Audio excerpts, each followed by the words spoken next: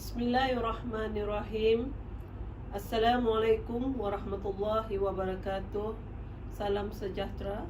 Nama saya Zaleha binti Haji Muhammad Ali, DP 1721086A, Fakulti Psikologi dan Pendidikan, Universiti Malaysia Sabah. Hari ini saya akan membentangkan satu artikel yang bertajuk Stres Kerja di Kalangan Guru Sekolah Menengah Aliran Teknik di 3 buah negeri. Sebelum pembentangan ini, saya kenalkan terlebih dahulu. Di dalam artikel ini mengandungi pengenalan metodologi kajian, analisis data, cadangan dan kesimpulan. Dalam pengenalan ada objektif, ada persoalan kajian, ada hipotesis, ada kepentingan kajian, ada batasan kajian. Manakala dalam metodologi kajian, ada kerangka kajian, ada populasi dan sampel, ada instrumen kajian, ada kajian rintis dan penganalisisan data. Seterusnya, analisis data, ada persoalan kajian dan pengujian hipotesis. Manakala yang keempat, cadangan dan kesimpulan. Dalam cadangan ada cadangan kajian, ada cadangan kajian lanjutan dan kesimpulan. Baiklah, pengenalan mengikut Claxton 1989, makna mengajar ialah satu pekerjaan yang sentiasa menuntut dan berubah. Manakala mengikut Tan Sri Ainuddin Wahid, tugas guru adalah berat, membentuk sikap dan kepribadian pelajar, menyampaikan ilmu pengetahuan, contoh sepanjang masa. Dalam Yakub 1985. Golden Rod 1993, guru semakin tertekan, tuntutan yang meningkat dan tanggungjawab yang semakin kompleks. Mengikut Faridah Karim dan Jubaidah Aman 1998, tugas guru bukan terikat kepada mengajar, mendidik dan membimbing sahaja. Perlu berdepan dengan pelbagai karenah pelajar dan laksanakan pelbagai tugasan lain, yakni pekerjaan yang rutin. Seterusnya, mengikut Datuk Seri Hisamuddin, terdapat segelintir guru terpaksa membuat bermacam-macam kerja, terutama guru di kawasan pendalaman. Dalam Saifulizam Muhammad dan Yul Pisman Asli 2005. Manakala mengikut Ismail Nihat, guru kini terpaksa berhadapan perubahan demi perubahan, beban keterlaluan, tahap stres guru meningkat ikuran beban tugas yang meningkat. Dalam Abdul Muin Sapidin 2005. Sekali lagi, Golden Rod 1993 mengatakan perubahan itu adalah punca stres guru. Objektif kajian. Dalam objektif kajian, pertama, mengenal pasti sama ada faktor salah laku pelajar merupakan punca utama stres kerja di kalangan guru aliran teknik di Sekolah Menengah Teknik di Negeri Johor, Melaka dan Negeri Sembilan. Objektif kedua, mengenal pasti sama ada faktor beban tugas merupakan punca utama stres kerja di kalangan guru aliran teknik di Sekolah Menengah Teknik di Negeri Johor, Melaka dan Negeri Sembilan.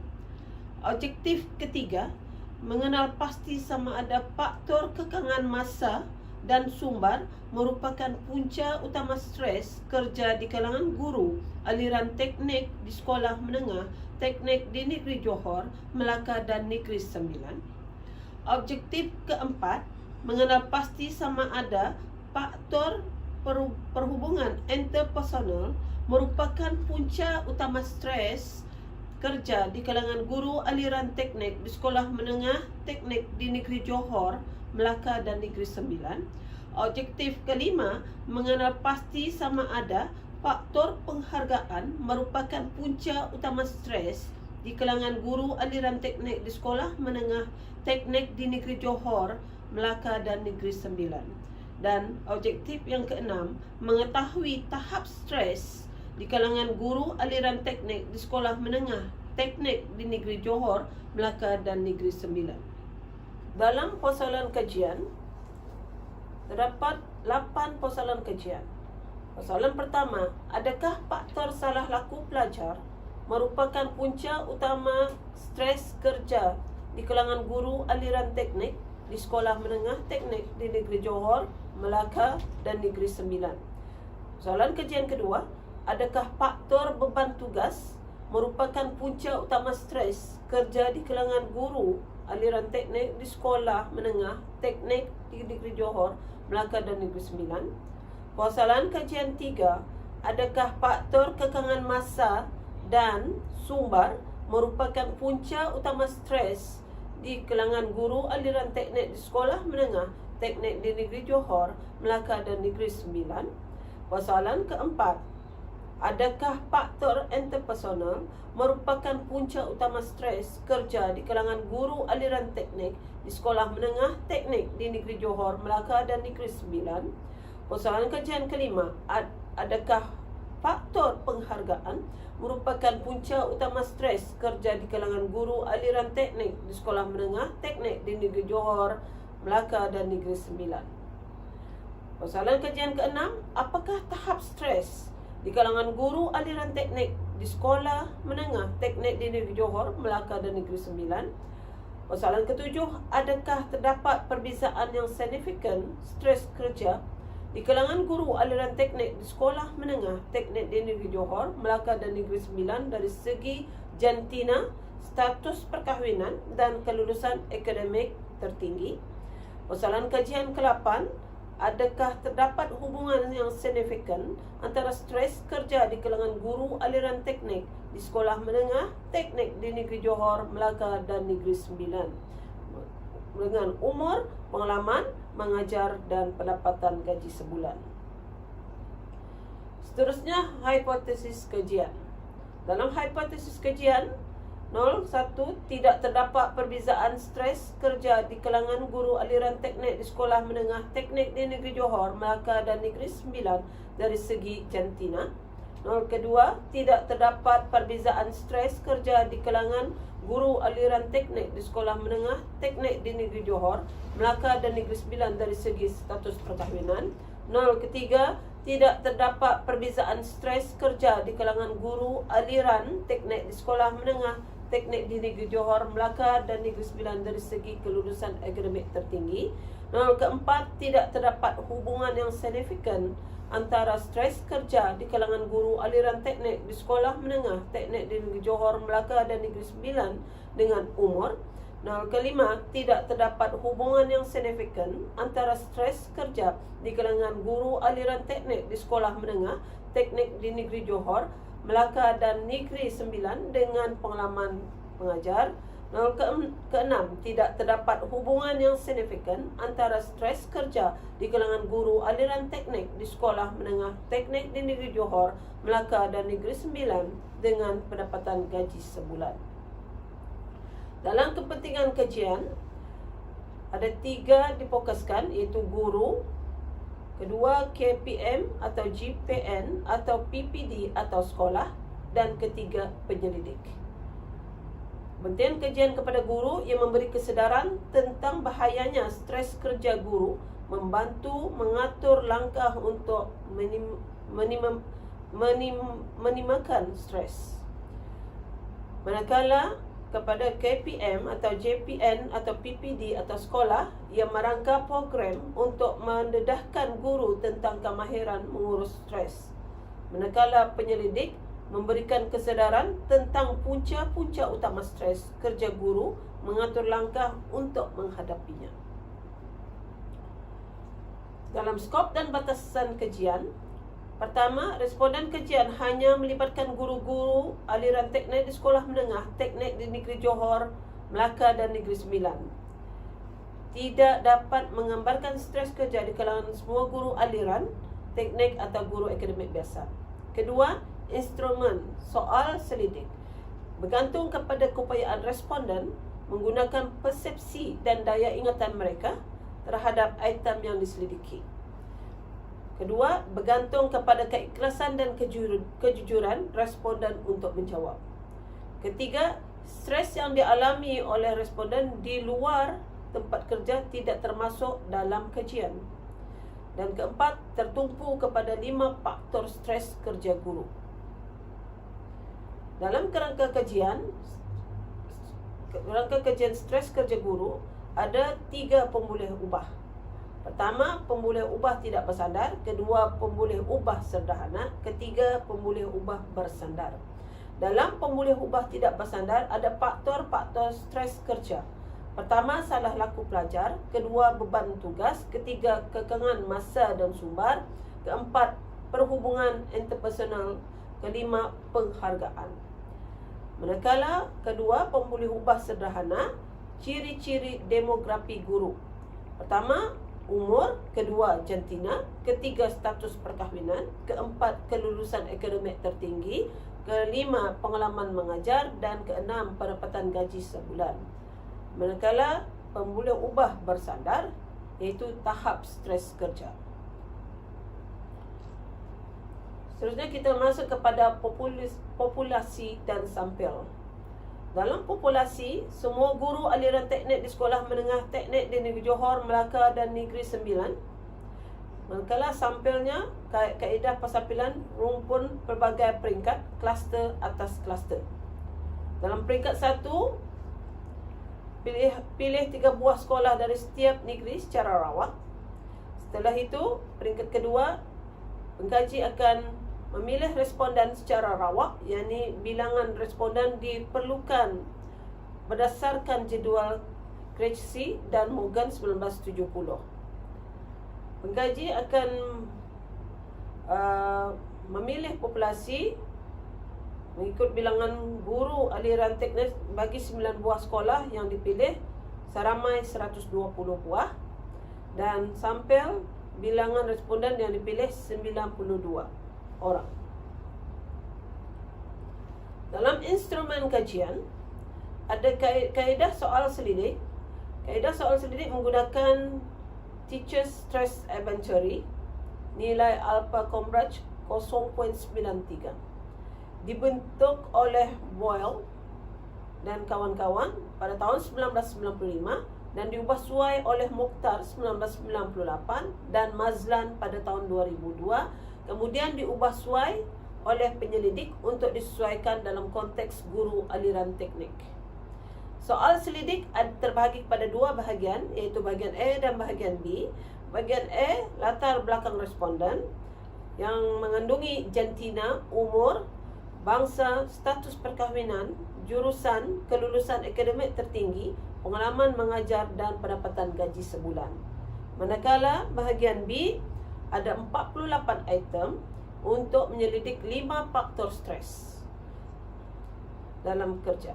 Jadi faktor itu dibahagikan kepada salah laku pelajar, bilangan item 8, beban tugas 13 item, kekangan masa dan sumber 11 item, perhubungan interpersonal 10 item, penghargaan 6 item. Jadi menggunakan skala Likert 5 markah, iaitu tahap stres, tiada stres, skor 1, stres rendah, skor 2, stres sederhana, skor 3, stres tinggi, skor 4, stres sangat tinggi, skor 5. Dalam kajian ini, pengkaji juga membuat kajian rintis. Kesahan instrumen soal selidik telah disahkan oleh Dr. Tan Su Yin sebelum digunakan untuk kajian rintis. Kebolehpercayaan kajian rintis ini dijalankan di kalangan 20 orang guru aliran teknik di Sekolah Menengah Teknik Tanjung Puteri, Johor Bahru.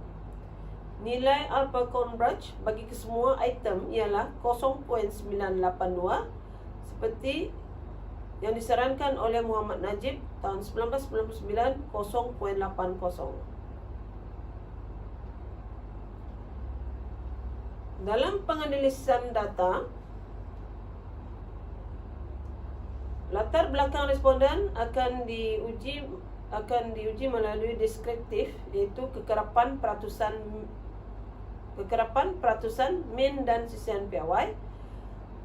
Manakala faktor-faktor stres kerja guru ialah deskriptif, kekerapan peratusan min dan sisihan piawai. Manakala tahap stres kerja guru deskriptif, min dan sisihan piawai.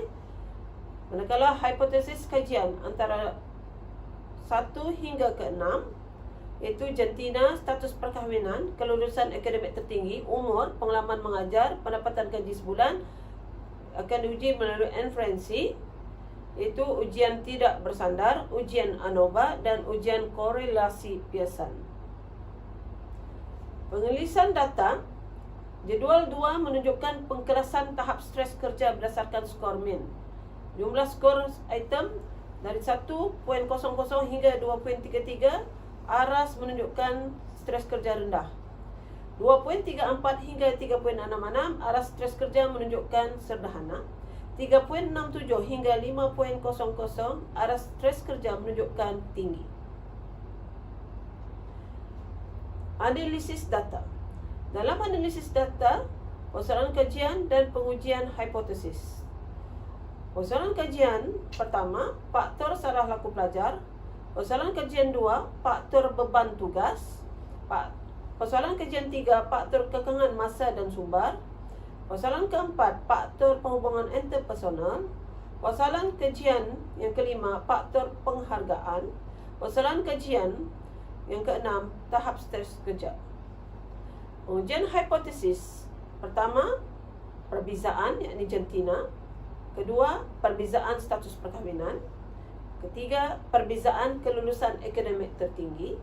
Keempat, hubungan, yakni umur. Kemudian hubungan pengalaman mengajar. Dan keenam, hubungan pendapatan gaji sebulan.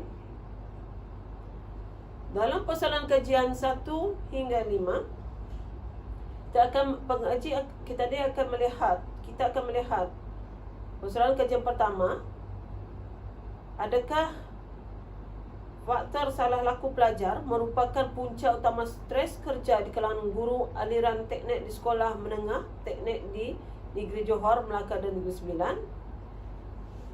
Didapati min 3.43, sisihan piawai 0.96, hasilnya punca utama. Kedua, adakah faktor beban tugas merupakan punca utama stres kerja di kalangan guru aliran teknik di sekolah menengah, teknik di Negeri Johor, Melaka dan Negeri Sembilan? Dapati min 3.00, sisihan piawai 0.75, hasilnya bukan punca utama. Persoalan kajian yang ketiga, adakah kekangan masa dan sumber merupakan punca utama stres kerja di kalangan guru aliran teknik di sekolah menengah, teknik di Negeri Johor, Melaka dan Negeri Sembilan? Didapati min 2.97, sisihan piawai 0.74, hasilnya bukan punca utama. Keempat, persoalan kajian keempat, adakah faktor pertumbuhan interpersonal merupakan punca utama stres kerja di kalangan guru aliran teknik di sekolah menengah, teknik di Negeri Johor, Melaka dan Negeri Sembilan? Didapati min 2.85, sisihan piawai 0.81, bukan punca utama. Dan persoalan kajian 5, adakah faktor penghargaan merupakan punca utama stres kerja di kalangan guru aliran teknik di sekolah menengah, teknik di Negeri Johor, Melaka dan Negeri Sembilan? Didapati min 2.90, sisihan piawai 0.87, hasil bukan punca utama. Daripada persoalan kajian ke-6 tadi, daripada persoalan kajian ke-6, stop. Seterusnya, persoalan kajian 6.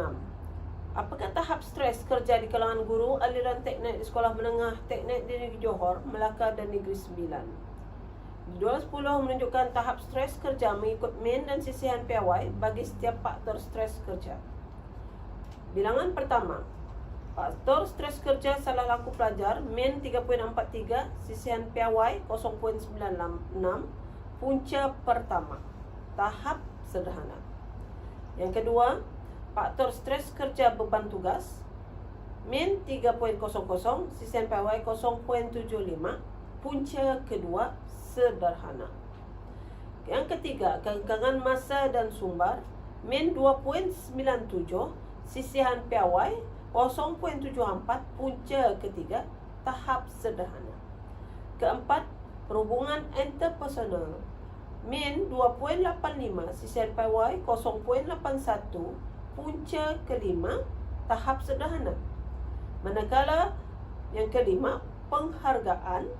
Min 2.90, sisihan piawai 0.87, punca keempat tahap sederhana. Keseluruhan 3.02, sisihan piawai 0.72, tahap pada sederhana. Jadi secara keseluruhan, stres kerja di kalangan responden berada pada tahap sederhana dengan skor min keseluruhan 3.02 dan sisihan piawai 0.72.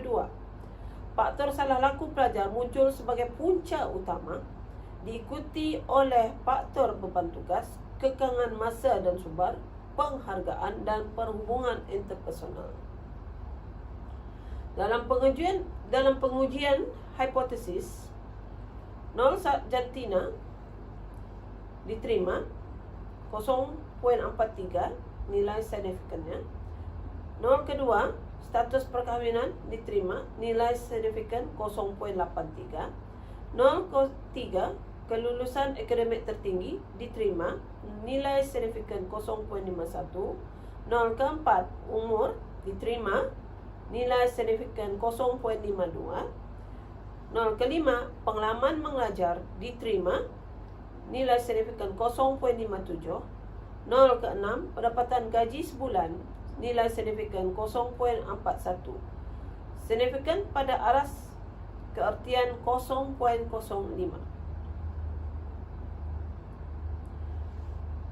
Cadangan. Dalam cadangan, pengurusan salah laku pelajar yang konsisten, koheren dan mencukupi.